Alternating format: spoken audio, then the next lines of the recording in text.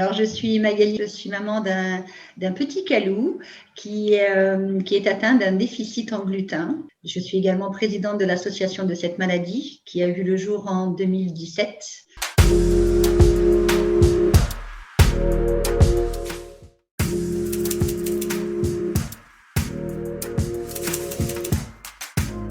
En fait, la MDPH, c'est un organisme pour lequel on sollicite pour la reconnaissance de handicap et puis si on a besoin d'une aide technique, qu'on appelle. Donc, que ce soit les appareillages, je vois Calou a eu des attelles pour redresser et tirer ses muscles de ses jambes. Il a des sièges moulés parce qu'il avait la colonne vertébrale en S. Du fait de son hypotonie, il était tout tordu comme ça, donc on l'a redressé. Il a eu plus de chance que la tour de Pise sur ce coup-là. Il est plus droit que la tour de Pise, mais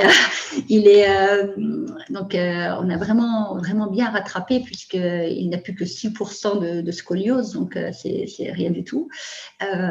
Et puis donc ce siège moulé, en fait, il l'a à l'école. Et ça le maintient.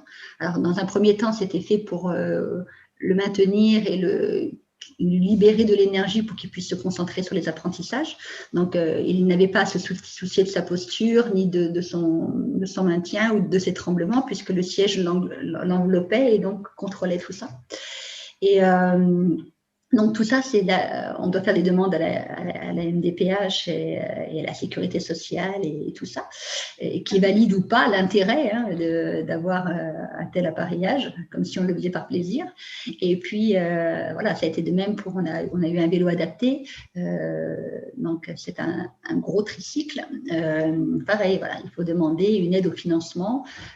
Idem pour le fauteuil roulant, puisqu'on a un fauteuil roulant car il est fatigable, donc il y a certaines fois où il déborde d'énergie, mais voilà, au bout d'un moment, il faut, sur de longues distances, il faut quand même prévoir le fauteuil pour le mettre dedans, quoi.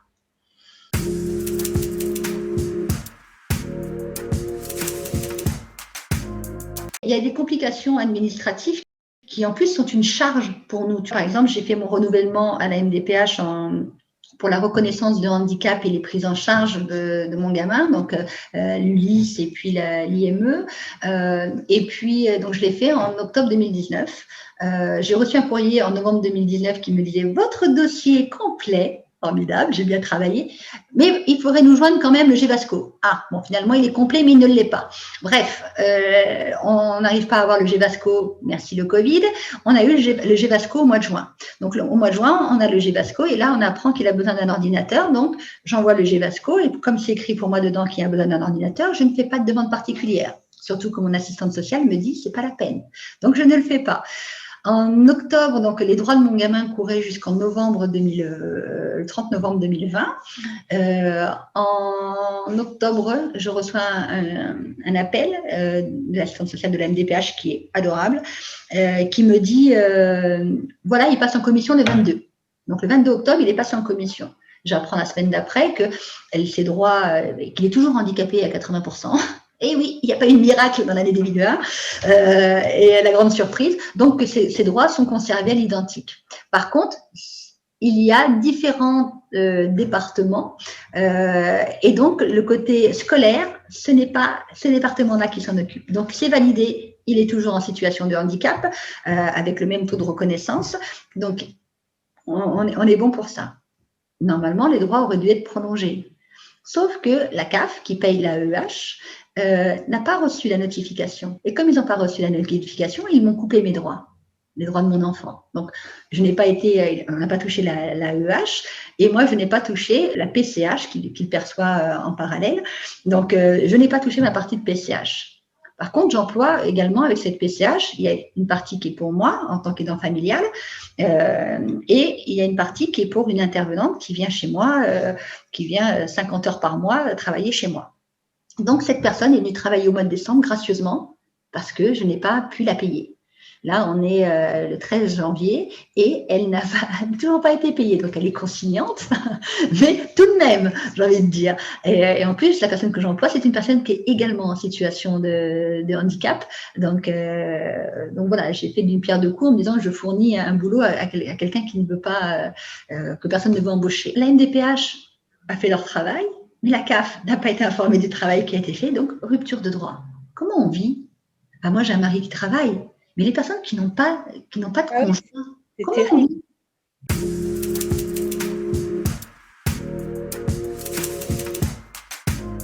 Il m'arrivait un truc, mais ça m'a fichu en colère et c'est ce qui a fait que j'ai renoncé au complément de l'AEH et que j'ai préféré la PCH. Il y a quelques années, je suis rentrée d'Afrique en 2013. On s'est retrouvés, moi sans emploi, lui sans emploi, mais ayant travaillé à l'étranger, sans chômage. Donc on est rentrés, on n'avait rien. Et on avait un gamin qui avait des besoins de rééducation plusieurs fois par semaine, etc. On n'avait pas de couverture sociale, c'est-à-dire que quand je faisais une IRM, je payais l'IRM, je payais les 1500 balles d'IRM. Quand je faisais un encéphalogramme, je payais l'encéphalogramme. Donc, et en fait, et là on arrive, on n'a plus rien.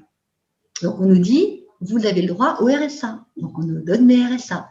Et puis au bout de 3 mois, on nous dit, ah non, vous n'aviez pas le droit au RSA, il faut rembourser le RSA. Donc il a fallu rembourser le RSA. Du coup, on s'est retrouvés mon mari était en arrêt de travail pendant quasiment 8 mois. Heureusement pour nous, on avait été un peu prévoyants, mais c'était vraiment très compliqué de gérer tout ça. Donc moi, j'ai eu de la chance.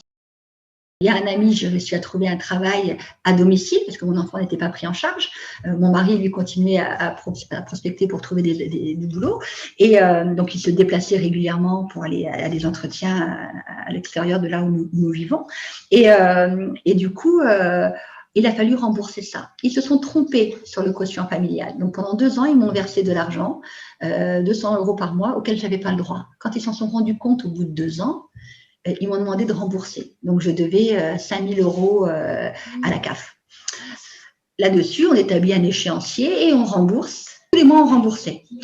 Je crois comme 8 mois plus tard, on discute avec l'école et ils nous disent qu'il serait bien que je puisse faire travailler sa coordination et que le vélo pourrait être un bon outil pour le faire.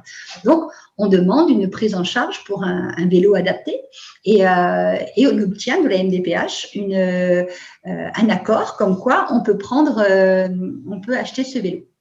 Donc, on obtient une aide financière pour pouvoir, parce que ça coûte un bras, ça nous a coûté 2500 €, je crois, le vélo. Donc, parce qu'il faut des attaches particulières, il faut des harnais, il faut des pédales particulières, il faut un système de frein parce qu'il ne sait pas freiner. Enfin, voilà, et puis il faut une attache pour mettre sur notre vélo qui est particulière aussi. Donc, du coup, on se retrouve à un vélo à 2500 balles et la MDPH en prend une partie à sa charge, la Sécu, puis notre mutuelle. Bon, jusque-là, tout va bien. Au moment où la MDPH me verse l'argent, la CAF me le saisit. Donc, je me retrouve avec un vélo acheté, pas d'argent pour l'acheter. Donc, ils m'ont saisi 1700 €, c'était la somme, ils me l'ont saisi. Donc, j'appelle la MDPH, je lui dis, mais je n'ai pas pu accéder à l'argent que vous m'avez donné pour l'appareil spécialisé de mon gamin. Donc, comment ça se passe? Elle me dit, mais la CAF n'a pas le droit de vous le saisir. Mais j'ai dit, elle me l'a saisi, je fais quoi? Donc, je fais un courrier, alors j'envoie un courrier en disant que c'est inadmissible que mon gamin a eu une aide financière pour un appareillage adapté. Alors, j'ai pas dit quoi, mais c'est un appareillage adapté de toute façon. Et je lui ai dit, vous devez me reverser cette somme parce que moi, je dois acheter cet appareillage. Ils m'ont répondu qu'ayant une dette, ils ne reverseraient pas le truc. Je lui ai dit, attendez, là, c'est une dette du quotient familial qui n'a rien à voir avec le handicap. Et là, c'est une aide pour mon gamin qui est en situation de handicap.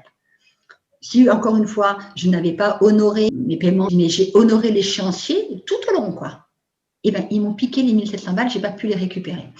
Donc, j'appelle la MDPH, je leur dis, l'assistante sociale qui est adorable là-bas, je leur dis, mais comment ça se passe? Moi, si j'ai un contrôle sur le fait que, est-ce que j'ai bien ou non acheté le matériel pour lequel vous m'avez donné de l'argent?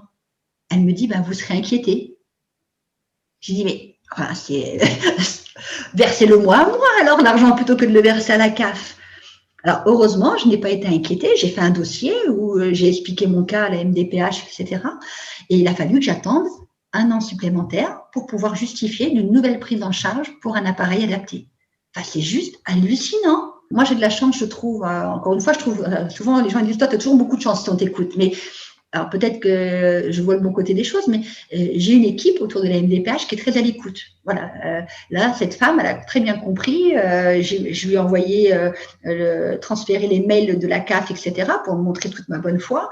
J'ai juste trouvé ça hallucinant. Elle m'a dit, attaquez la CAF. J'ai quand même pas attaqué la CAF. J'ai d'autres énergies à mettre ailleurs, mais c'est juste pas normal, en fait. C'est pas normal. C'est juste pas normal.